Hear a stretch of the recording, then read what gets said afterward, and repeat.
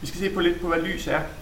Det lys er vigtigt for os på mange måder, fordi vi har brug for sol til at kunne se noget, lys til at kunne se noget.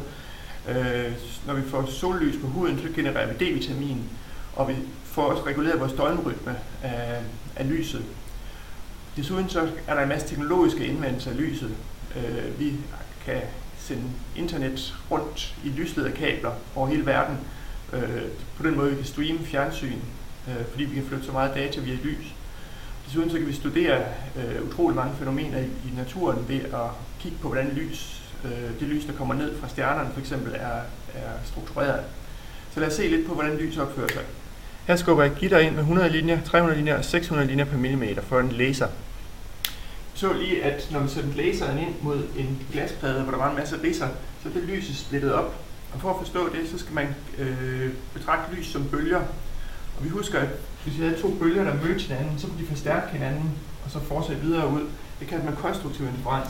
Og hvis de gik modsatte veje, så kunne de udslette hinanden kort øjeblik, og så kunne de fortsætte. Så konstruktiv og destruktiv interferens kan forklare, hvorfor at bølger, der kommer ind mod gitter, splitter op på den her måde. Lad os åbne en spejrfil, som ligger vedhæftet den her time, og så prøve at sætte nogle prikker ind, eller der hvor bølgetoppene mødes. De cirkler, der er i dokumentet, de repræsenterer bølgetoppen for nogle ringbølger, der kommer. Her har jeg nogle bølger, der kommer ind mod en spalte her og en spalte her, og så genererer det ringbølger, ligesom hvis man kaldte to sten i vandet ved siden af hinanden.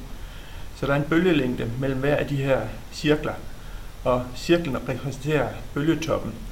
Så hvis vi nu sætter et punkt på en skæring her og her og her, så kan vi se, at skæringen i den her retning ligger i samme retning. Så i den her retning vil bølgetoppene forstærke hinanden.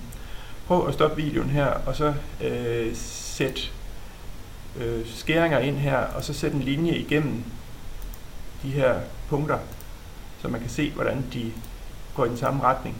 Man kan hive lidt i halvlinjen her, hvis den ikke er lang nok. Her har jeg opstillet et bølgekar. Der er vand her, en vibrator, der sender en arm, der laver bølger, og så går de igennem de to spalter her. Og så for at man kan se bølgerne, så er der en stroboskoplampe her, der sender lys igennem bølgerne og så ud igennem et spejl her. Her er så en optagelse af bølgerne, hvor vi ser ringbølgerne kommer igennem spalterne, og vi kan se, at i visse retninger forstærker de hinanden. Nu ændrer jeg frekvensen, så kan vi se, at så ændres retningerne igen. Jeg vil lige tage videoen igen her. Vi kan se, at der er ringbølger, der kommer igennem spalten, og i visse retninger har vi forstærkning. Og når jeg ændrer frekvensen, så ændrer retningerne sig også. Og der ændrer jeg frekvensen igen, der kan vi se en retning der og en retning der. Det bliver forstærket. Hvis vi ikke kun sender lys igennem to spalter, men en hel masse spalter, så kan vi kalde afstanden mellem to spalter for lille d.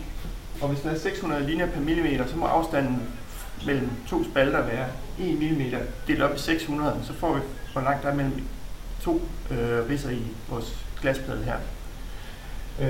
Den afbøjningsvinkel, vi har i forhold til 0. orden, 0. orden, 1. orden og 2. orden, 1. orden og 2. orden. Fra 0 til 1. orden kalder vi theta 1, og til 2. orden kalder vi theta 2. Så kan vi vise matematisk, at sinus til theta n er lige med n, altså antal orden, gange bølgelængden af lyset, divideret med afstanden mellem spalterne i gitteret. Det er en sammenhæng, der kan bruges til at måle laserlysets bølgelængde, fordi hvis vi nu kender ordenen, hvis vi måler den der vinkel, gitterafstanden kender vi, kan vi se, hvor mange der er per linje per millimeter, så kan vi regne det ud. Og hvis vi så måler vinklen simpelthen, så er den eneste, vi kender, det er bølgelængden. Så vi kan måle bølgelængden af en laser med en vinkelmåler stort set. Nu har jeg stået og talt om lys bare var bølger, men i visse forsøg viser det sig, at de opfører sig som partikler. Så lys har både bølge- og partikelegenskaber. Det kommer lidt an på, hvordan man ser på lyset. Måske kan det hjælpe lidt at forestille sig lys som små bølgekartoffelchips, der vimmer afsted. Men lyset opfører sig nok som bølger til at opfylde bølgeligningen. I kan huske, at vi havde hastighed lige med frekvens gange bølgelængde, da vi snakker om bølger. Og hastigheden for lys, den er altid den samme. Den er 3 gange 10 i 8 meter i sekundet, og der er tradition for, at hastigheden for lys bliver kaldt for lille c. Så vi kan regne ud, hvis vi kender frekvensen, så har vi lysets hastighed, og så kan vi regne bølgelængden ud. Eller omvendt har vi bølgelængden, kender lysets hastighed, som er den samme altid, så kan vi regne frekvensen ud. Og det skal vi også have nogle opgaver med lige om et øjeblik. Tak.